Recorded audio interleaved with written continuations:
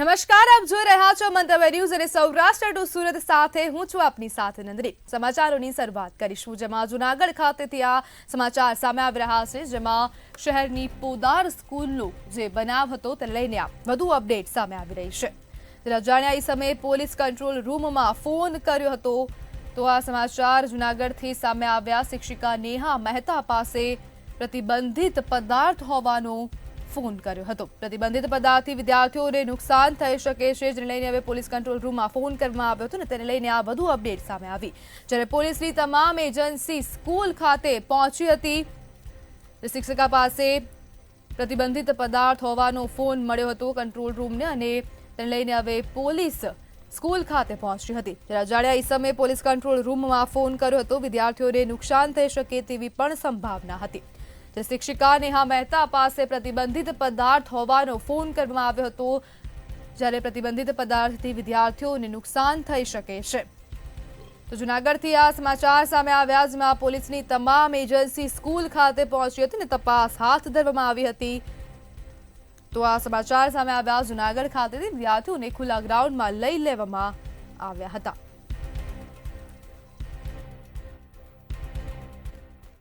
સુમારે જૂનાગઢ જિલ્લા police control રૂમમાં એક ફોન આવે કે સુખપુર પોદાર સ્કૂલમાં ફરજ બજાવતા શિક્ષક નેહા મહેતા સ્કૂલમાં બાળકોને નુકસાન થાય તેવી કોઈ વસ્તુ સાથે લાવેલ છે, અને 1400 સુધીનો ટાઈમ છે, એટલે કે 2 વાગ્યા સુધીનો ટાઈમ છે, ત્યાં સુધીમાં બાળકોને બચાવી લેશું। આ બાબતનો સંદેશો મળતા જિલ્લા પોલીસ અધિક્ષક શ્રીએ જુદી જુદી LCB SOGની ટીમ, BDDSની ટીમ તથા ફાયર બ્રિગેડને જાણ કરેલ, ડોગ સ્કોડને જાણ કરેલ, અને તમામ ટીમો દ્વારા પોદર સ્કૂલ ખાતે તાત્કાલિક પહોંચવામાં આવેલ, અને પોદર સ્કૂલ ખાતે જે શિક્ષક નેહા મહેતા છે તેઓને તાત્કાલિક પૂછપરછ કરેલી, અને જે આ માહિતી આપેલી તે અન્વયે BDDS દ્વારા તમામ જે સ્કૂલ છે એમાં બાળકોને તાત્કાલિક રેસ્ક્યુ કરીને BDDS તો સુરતમાંથી વધુ એકવાર હવે અખાદ્ય પદાર્થનો જથ્થો જપ્ત કરવામાં આવ્યો છે। તો પનીર અને જે માવાનો જથ્થો હતો તેને જપ્ત કરવામાં આવ્યો, અને આ શંકાસ્પદ જથ્થો જપ્ત કરવામાં આવ્યો છે। તો સુરત ખાતેથી આ સમાચાર પૂણા ગામ અને ઉધનામાંથી તપાસ દરમિયાન આ જથ્થો ઝડપાયો હતો, જેના નમૂના લેવામાં આવ્યા છે। જ્યારે શ્રીજી પ્રોવિઝન સ્ટોર અને પ્રિયંકા સિટી ખાતે દરોડા પાડવામાં આવ્યા હતા, અને આ શંકાસ્પદ જથ્થો જપ્ત કરવામાં આવ્યો છે। જ્યારે SOG અને મનપાના આરોગ્ય વિભાગ દ્વારા દરોડા પાડવામાં આવ્યા હતા, જ્યારે શ્રીજી પ્રોવિઝન સ્ટોરમાંથી 80 કિલો શંકાસ્પદ પનીર જપ્ત કરવામાં આવ્યું છે। તો SOG દ્વારા કાર્યવાહી કરાઈ છે। મનપાની ટીમ દ્વારા પણ હવે આ દરોડા પાડવામાં આવ્યા હતા, અને સુરતમાંથી પનીર અને માવાનો આ શંકાસ્પદ જથ્થો જપ્ત કરાયો છે। જ્યારે પૂણા ગામ અને ઉધનામાંથી તપાસ દરમિયાન આ જથ્થો ઝડપાયો છે।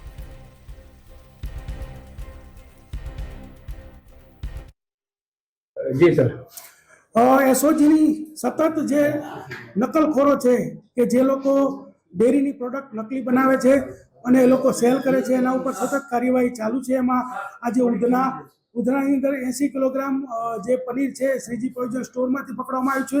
ત્યારબાદ 168 કિલોગ્રામ જે નકલી જે માવો છે એ પૂણા મગોપ પ્રિયંક સિટી પાસે રોડ ઉપર જપ્ત કરવામાં આવેલો છે, અને આ રીતે આ ફૂડ સેફ્ટી ઓફિસરોને સાથે રાખી આ તમામના નમૂના લેવામાં આવેલા છે, અને એને જો એના નમૂના ફેલ જશે તો એ લોકો પર કાયદેસરની કાર્યવાહી કરવામાં આવશે।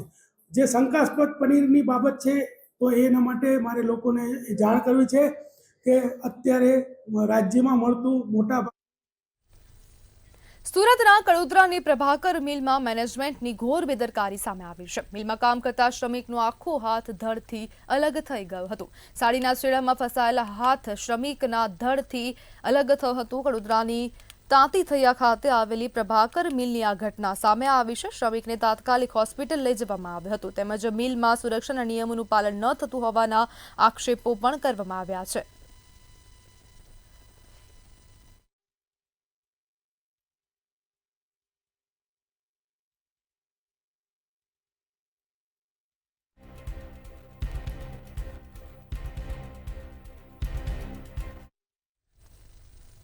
સુરત ખાતે પૂર્વ ડીઈઓની બોગસ સહી કરી 25 ખાનગી શાળાઓના રેકોર્ડ સાથે ચેડા કરવામાં આવ્યા છે. બંધ શાળાઓના લોકેશન બદલવાનું મોટું કૌભાંડ સામે આવ્યું છે. ડીઈઓ કચેરીના ઇન્સ્પેક્ટર સહિત કર્મચારીની મિલીભગત સામે આવી. છેલ્લા 2 વર્ષમાં 65 પૈકી 4 શાળાઓને જ માન્યતા આપવામાં આવી છે, જ્યારે 80 પૈકી 21 શાળાઓની માન્યતા રદ કરવા અપીલ કરવામાં આવી છે. રેકોર્ડમાં ચેડા ન થાય તે માટે 106 શાળાઓના યુડીઆઈએસઈ લોક કરવામાં આવ્યા હતા.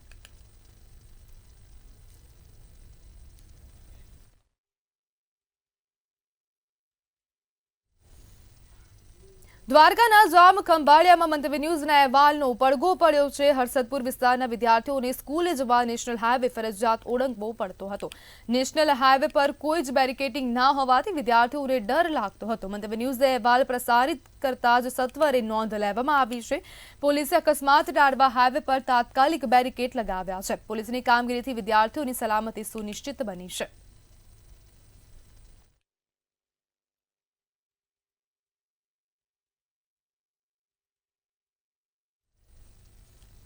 રાજકોટ બાર એસોસિએશનની આગામી ચૂંટણીને લઈને વકીલોમાં ભારે ઉત્સાહ જોવા મળી રહ્યો છે. આ ચૂંટણીમાં ભાજપના જ 2 જુદા જુદા જૂથો આમને સામને આવતા સ્પર્ધા હાઈ વોલ્ટેજ બની છે. સમરસ પેનલ તરફથી પ્રમુખ પદના ઉમેદવાર તરીકે સુરેશ ફળદુ મેદાનમાં છે. આજે સમરસ પેનલના ઉમેદવારોએ વિજય મુહૂર્તમાં ફોર્મ ભર્યું હતું. મારી આખી સમરસ પેનલ છે એને આજે રાજકોટ બાર એસોસિએશનના ચૂંટણી કમિશનર સમક્ષ ફોર્મ છે એ સબમિટ કરાવેલું છે. હું પ્રેસિડન્ટ તરીકે છું. અમારા અજાતશત્રુ SK જાડેજા વાઇસ પ્રેસિડન્ટ તરીકે છે. અમારા સેક્રેટરી બહુ જાણીતો ચહેરો મેહુલભાઈ મહેતા છે. જોઈન્ટ સેક્રેટરી તરીકે સંદીપ વેકરિયા છે. ટ્રેઝરર તરીકે રેખા પટેલ છે અને સાગર રાપાણી છે એ લાઇબ્રેરી સેક્રેટરી તરીકે છે. સુપ્રીમ કોર્ટના ચુકાદા મુજબ 30% જે મહિલા અનામતની વાત હતી એમાં એક ટ્રેઝરર પદ ફિક્સ હતું. એ ઉપરાંત 3 મહિલા કારોબારી અનામતમાં છે અને 7 છે એ કારોબારી જેન્ટ્સ છે. એ રીતેની અમારી 16 જણાની પેનલ છે. अन्याय के सामने संघर्ष हमारा नारा है. एक सूत्रથી સમરસ પેનલ આ વખતે લડી રહી છે. સમરસ પેનલમાં સક્ષમ ઉમેદવારો છે. તમામ બાબતોને ધ્યાને રાખી અને ઉમેદવારો ઊભા છે. એવા ઉમેદવારો છે કે જે વકીલોના પ્રશ્નોથી સારી રીતે વાકેફ છે અને સારી રીતે એ પ્રશ્નોને હલ કરી શકે એમ છે. બીજું, આ વખતે હાઈકોર્ટ બેન્ચની મૂવમેન્ટ પણ કરવાની છે. જે મૂવમેન્ટ ગઈ બોડીએ યોગ્ય રીતે યોગ્ય ફોર્મમાં નથી કરી શક્યા, પણ આ વખતે અમારો સ્પષ્ટ નિર્ધાર છે કે હાઈકોર્ટ બેન્ચ લેવા માટે રાજકોટ ખાતે પ્રસ્થાપિત કરવા માટે જે કંઈ કરવું પડશે એ આ સમરસ પેનલ એના માટે કરશે. રાજકોટમાં 13મી ડિસેમ્બર શનિવારે રાષ્ટ્રીય લોક અદાલતનું આયોજન કરવામાં આવશે. પેન્ડિંગ કેસો કોર્ટમાં દાખલ થાય તે પહેલાના પ્રી લિટિગેશન કેસોનો નિકાલ થશે. સમાધાનથી કેસનો નિકાલથી કોઈ જીત પરાજય નહીં અને અપીલનો ઝંઝાળ પણ ટળી જશે. તારીખ 13/12/2025ના રોજ નામદાર ગુજરાત રાજ્ય કાનૂની સેવા સત્તામંડળ નામદાર ગુજરાત હાઈકોર્ટ અમદાવાદના ઉપક્રમે જિલ્લા કાનૂની સેવા સત્તામંડળ રાજકોટ દ્વારા રાજકોટ જિલ્લા મથકે તથા રાજકોટ જિલ્લાના તમામ તાલુકા મથકે એક લોક અદાલતનું આયોજન કરવામાં આવેલ છે. જેમાં બેંક લેણાના કેસો, મોટર અકસ્માત વળતરના, ચેક રિટર્નના કેસો તથા તમામ પ્રકારના સમાધાનકારક જેમાં સમાધાન શક્ય બની શકે એવા કેસોનું આયોજન થનાર છે. જેતપુર કાગવડ ખોડલધામ સમગ્ર લેવા પટેલ સમાજનું આસ્થાનું કેન્દ્ર છે. ત્યારે જેતપુર કાગવડ ખોડલધામ ખાતે સન્માન સમારોહ કાર્યક્રમ યોજાશે. આગામી 7 તારીખે કાગવડ ખોડલધામ ખાતે સીએમ ભૂપેન્દ્ર પટેલ તેમજ કેન્દ્રીય મંત્રી મનસુખ માંડવિયાની અધ્યક્ષતામાં ખોડલધામ ટ્રસ્ટ કાગવડ દ્વારા સન્માન સમારોહનો કાર્યક્રમ યોજાશે.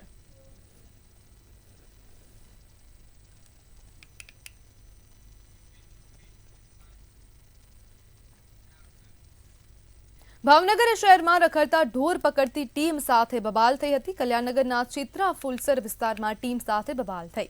બબાલ બાદ અજાણ્યા શખ્સો પશુઓને પણ ભગાડી ગયા હતા. કોન્સ્ટેબલ મનપા કર્મીઓને મારી નાખવાની ધમકી પણ આપી હતી. ધમકી આપી ગેરવર્તન કરી અપશબ્દો કહી પશુઓ છોડાવ્યા. ત્યારે 2 ઇસમો વિરુદ્ધ બોર તળાવ પોલીસ મથકમાં ગુનો દાખલ કરવામાં આવ્યો છે.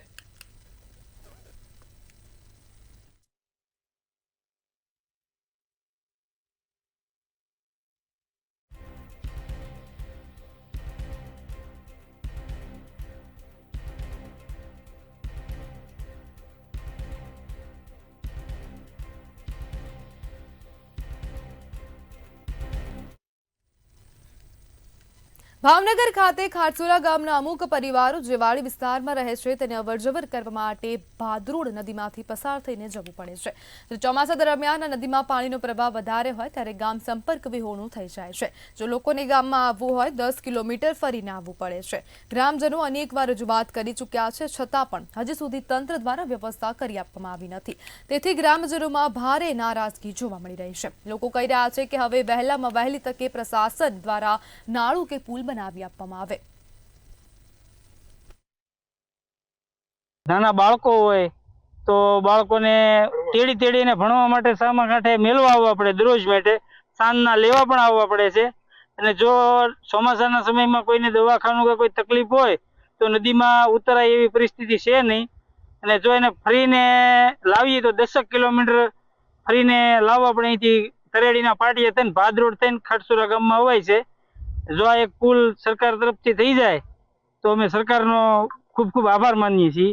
અને અહીંયા ઘણા અધિકારીઓ આવી ગયા છે પણ હજી કાંઈ કામ શરૂ થયું નથી. અત્યારે ફૂલ તકલીફ છે. અમારે 50 છોકરા અત્યારે નિશાળે જાય છે પણ અત્યારે તકલીફ પૂરી છે. અમે તેડીને નીકળીએ 1.5-2 મહિનાથી.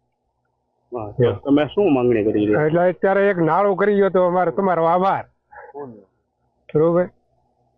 માણસને અત્યારે ગાડીઓ આંકવ્યું, ટ્રેક્ટર આંકવા ગમે આંકવું બહુ તકલીફ, ફૂલ તકલીફ છે. અને છોકરા તો 1 મહિનાથી નિશાળે ગયા જ નથી.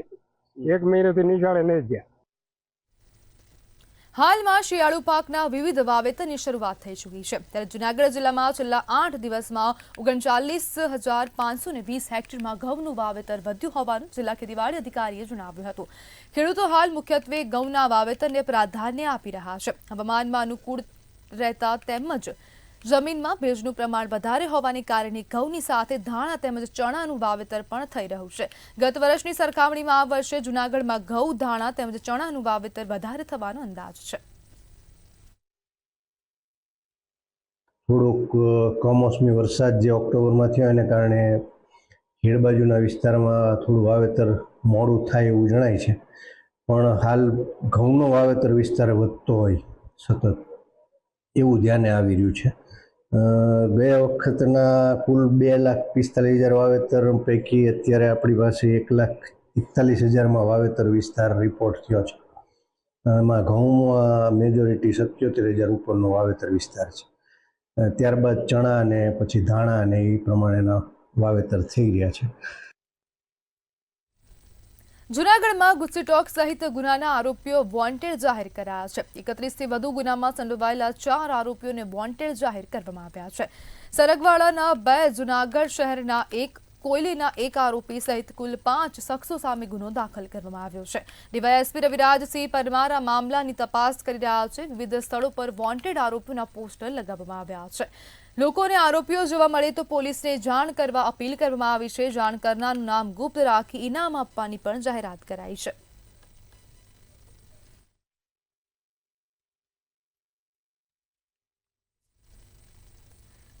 ગીર સોમનાથના કોડીનાર શહેરમાં જાનબાઈ માતા મંદિર વિસ્તાર મોડી રાત્રે દીપડો દેખાયો હતો. રેસ્ટોરન્ટ પર લાગેલા સીસીટીવી કેમેરામાં દીપડો કેદ થયો હતો. દીપડો રહેણાંક વિસ્તારમાં મકાનોની દિવાલો પર ચડ્યો હતો. મોડી રાત્રિના શહેરી વિસ્તારમાં દીપડો ઘૂસતા લોકોમાં ભયનો માહોલ ફેલાયો છે. ત્યારે દીપડાને વહેલી તકે પાંજરે પૂરવા સ્થાનિકો દ્વારા માંગ કરવામાં આવી.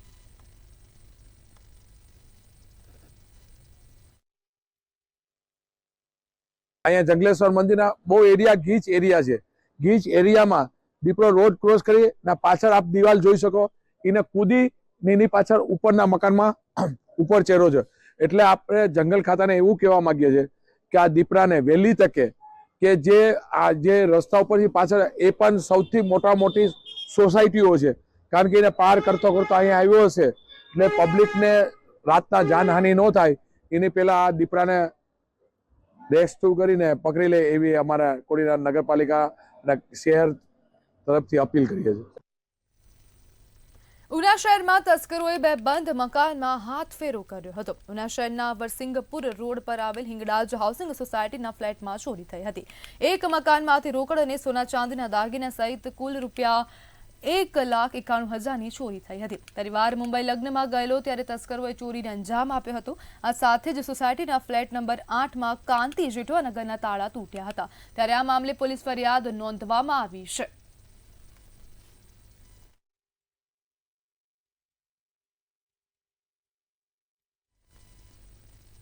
અમરેલી ભાજપના નેતા ડોક્ટર ભરત કાનાબારે સોશિયલ મીડિયા પ્લેટફોર્મ એક્સ પર ટ્વીટ કરી જણાવ્યું હતું કે અમરેલીમાં રહેતા યુવકોને કોઈ દીકરી આપતો નથી. અમરેલીનું નામ પડતા જ સંબંધમાં વાત આગળ ચાલતી નથી. આ માત્ર કોઈ એક સમાજ નહીં પરંતુ દરેક જ્ઞાતિઓની આ જ વ્યથા છે. તો ડોક્ટર ભરત કાનાબાના ટ્વીટ મામલે અમરેલી જિલ્લા ભાજપ પ્રમુખ અતુલ કાનાણીએ પ્રતિક્રિયા આપી હતી અને તેમણે કહ્યું હતું કે હું માનું છું ત્યાં સુધી આ એમનું વ્યક્તિગત મત છે. સમગ્ર જિલ્લા માટે આ મત ન હોઈ શકે. હાલની સ્થિતિમાં જોઈએ તો લગ્ન ગાળામાં 400 જેટલા યુવાનો લગ્ન થયા છે. ત્યાં સુધી આ એમનો વ્યક્તિગત મત હોઈ શકે, બાકી જિલ્લાની જનતા માટે કે સમગ્ર જિલ્લા માટે આ મત ન હોઈ શકે. હાલની સ્થિતિમાં જોઈએ તો લગ્ન ગાળામાં 400 ઉપરાંત યુવાનોના લગ્નો થયા છે અમરેલીમાં, ત્યારે આ વાત અસ્થાને ગણાય. અત્યારે એક વાત કરીએ તો કોઈ પણ રોજગાર માટે યુવાનો બહાર જતા હોય છે, સ્વાભાવિક છે. કોઈ માત્ર અમરેલી જિલ્લા માટે નહીં પણ સૌરાષ્ટ્રના કોઈ પણ જિલ્લામાંથી મોટા સિટી તરફ યુવાનોની દોટ હોય જ છે હંમેશા. ત્યારે અમરેલીમાંથી કોઈ બહાર ધંધા રોજગારમાંથી ગયા હોય તો આ વાત એમના માટે અસ્થાને ગણાય.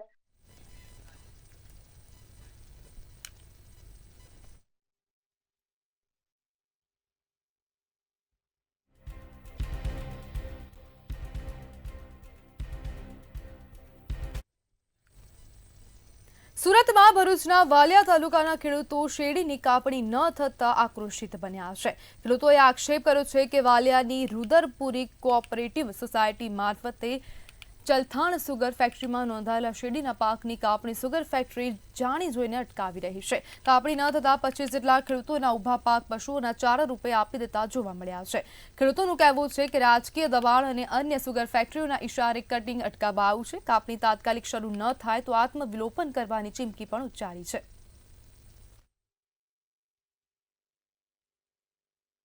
ખાણ નિયામકશ્રીના પરિપત્રના અનુસંધાને અમે આ કટિંગ બંધ કર્યું છે. ખાણ નિયામકનું કહેવું એવું છે કે ભાઈ તમે કમાન્ડ એરિયાની બહાર જઈને શેરડીઓ લેવ છો, પણ અમે જે કટિંગ બંધ કર્યું છે, તમે જે ત્યાં મુદ્દો ઉઠાવો છો, મુદ્દો રુદ્રપુરી મંદિરનો મુદ્દો છે. એ રુદ્રપુરી મંદિર અમને વર્ષોથી અમને અહીંયા એમના નામે નોંધ કરાવે છે અને અમને શેરડી ચલથાણ સુગરને આપે છે. આ વર્ષે પણ અમે એનું કટિંગ ચાલુ કર્યું હતું અને આ ખાણ નિયામકશ્રીના પરિપત્રના અનુસંધાને અમે એ કટિંગ બંધ કરીને ત્યાંથી અમારા મજૂરો ઉઠાવી લીધા છે. સુરતમાં હોટેલ સંચાલકો દુકાન માલિકો સામે પોલીસે કાર્યવાહી કરી છે. 22 હોટેલ દુકાન માલિકો સામે જાહેરનામા ભંગનો ગુનો દાખલ કરવામાં આવ્યો છે. હોટેલ દુકાનોમાં સીસીટીવી કેમેરા ન લગાવતા કાર્યવાહી કરવામાં આવી હતી. અગાઉ શહેર પોલીસની મળેલ બેઠકમાં કડક સૂચના અપાઈ હતી, પરંતુ સૂચના આપ્યા બાદ અમલવારી નહીં કરતા સજ્જડ કાર્યવાહી પોલીસે કરી છે.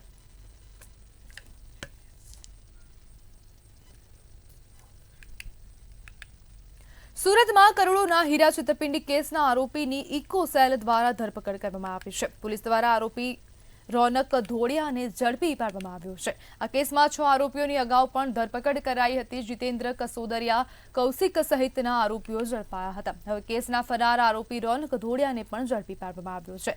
આરોપીઓએ કતારગામ વસ્તા દેવડી રોડ પર મહંત ડાયમંડ અને રશેષ જ્વેલર્સ નામે નકલી પેઢીઓ શરૂ કરી હતી. આરોપીઓએ સુરત શહેરના 21 વેપારીઓને વિશ્વાસમાં લઈ ઠગાઈ આચરી હતી. વર્ષ 2025માં 8 કરોડથી વધુના એલબી લાઇટ બ્રાઉન હીરા ખરીદ્યા હતા. ત્યારે આ મામલે ફરિયાદી વેપારીઓની ફરિયાદના આધારે પોલીસે તપાસ હાથ ધરી હતી.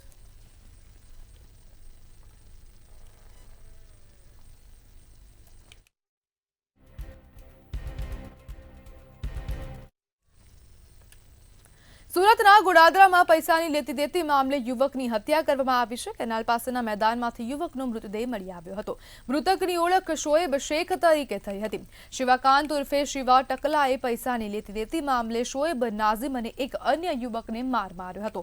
શિવા ટકલાના કહેવાથી જગદીશ યુવકોને હોસ્પિટલ લઈ ગયો હતો, જ્યારે શોએબને સારવાર ન મળતા તેનું ઘટના સ્થળે જ મોત થયું હતું. ત્યારે ગોડાદરા પોલીસે ગણતરીના કલાકોમાં ગુનાનો ભેદ ઉકેલી હત્યાના ગુનામાં જગદીશ કલાલ અને આસિફ શેખની ધરપકડ કરી છે. જ્યારે શિવા ટકલા સહિતના સાગરીતોને વોન્ટેડ જાહેર કરાયા છે.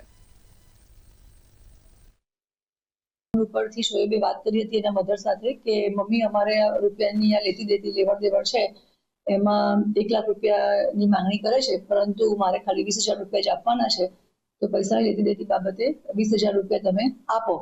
એના મધરે કીધું કે અમારી પાસે પૈસા નથી એમ કરીને એના મધર સુઈ ગયા. સવારે ફરીથી 8 વાગે ફોન પર વાતચીત થતા પૈસાની લેવડ દેવડની જ બાબતની વાત ચાલતી હતી. એટલે જ્યારે ફરિયાદ આપવા માટે થઈ સોએબના મધર અહીંયા અમારી પાસે આવ્યા હતા, મેં આઈડેન્ટિફાઈ કરવા માટે મેં બોલાવ્યા હતા, ત્યારે પણ એ લોકોની પૂછપરછ દરમિયાન ખ્યાલ આવ્યો છે કે પૈસાની લેતી દેતીના સંદર્ભમાં જ એ લોકોને આ પ્રકારે મૂળ માર મારેલો હતો અને એનું મૃત્યુ થયેલું છે.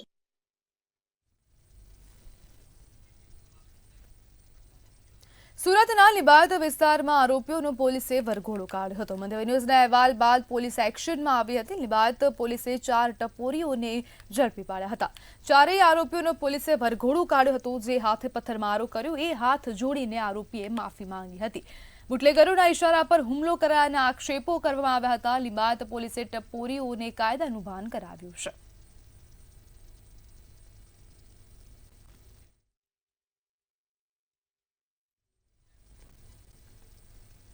રાજકોટમાં આજથી ઓલ ઇન્ડિયા પોલીસ હોકી ચેમ્પિયનશિપનો રાજકોટમાં શુભારંભ થઈ રહ્યો છે.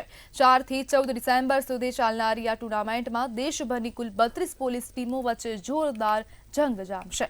હોકી સ્પોર્ટ્સની રીતે જ નહીં પરંતુ સંકલન, સમર્પણ સહિતની ભાવનાઓથી રમાઈ છે. રાજકોટ માટે ખૂબ ગર્વ અને આનંદની વાત છે કે આ વર્ષે all India police sports control બોર્ડે 74th હોકી ટુર્નામેન્ટ પોલીસની યજમાની કરવાની તક ગુજરાત પોલીસને આપી છે.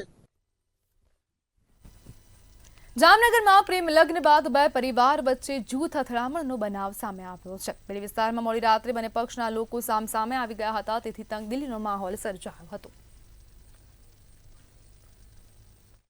આ બનાવનું કારણ જોતા એક પક્ષ દ્વારા અન્ય પક્ષમાં દીકરી એ પ્રેમ લગ્ન કરેલ જે બાબતનું બંદૂક રાખી અને બોલાચાલી થતા આ બબાલ થયેલ છે અને મારામારી થયેલ છે, જેમાં એક અને મારામારીનો ગુનો દાખલ કરવામાં આવેલ છે. જામનગર શહેરમાં ઇન્દિરા માર્ગ પર નવો ફ્લાયઓવર બ્રિજ બન્યો છે, પરંતુ રાજ્ય પરિવહન નિગમની એક પણ બસ આ નવા બ્રિજ ઉપરથી પસાર થશે નહીં.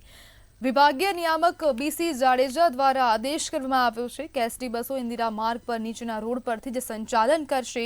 જૂના રૂટ મુજબ જ પસાર થશે. શહેરીજનોને એસટી બસ સેવાનો લાભ મળી રહે તે માટે 3 નવા સ્ટોપ જાહેર કરવામાં આવ્યા છે. આપણો જે જૂનો રૂટ હતો એટલે કે બસ સ્ટેન્ડથી નીકળે ત્યારબાદ 7 રસ્તા સર્કલ, પછી અંબર ચોકડી જૂનું રેલવે સ્ટેશન છે તે, અને ત્યારબાદ હાલાર હાઉસ પાસે જે સ્મશાન ચોકડી છે ત્યાં આપણે સ્ટોપ આપેલ છે. જામનગરથી કાલાવડ રાજકોટ તરફ જે બસો જતી હોય તે તમામ બસો આ સ્ટોપ લેશે. એ જ રીતે રાજકોટ તરફથી આવતી બસો સૌ પ્રથમ રાજપાટથી આગળ થઈને જે સ્મશાન ચોકડી આપણે કહીએ છીએ સુરેશ સ્મશાન માર્ગ ત્યાં ઊભી રહેશે. ત્યારબાદ જૂનું રેલવે સ્ટેશન છે ત્યાં ઊભી રહેશે અને ત્યારબાદ 7 રસ્તાએ ઊભી રહેશે અને પછી બસ સ્ટેન્ડે આવશે. તો સમાચારોમાં હાલ બસ આટલું જ. હવે જુઓ સીધો સંવાદ મારા સહયોગી હિરલ સાથે.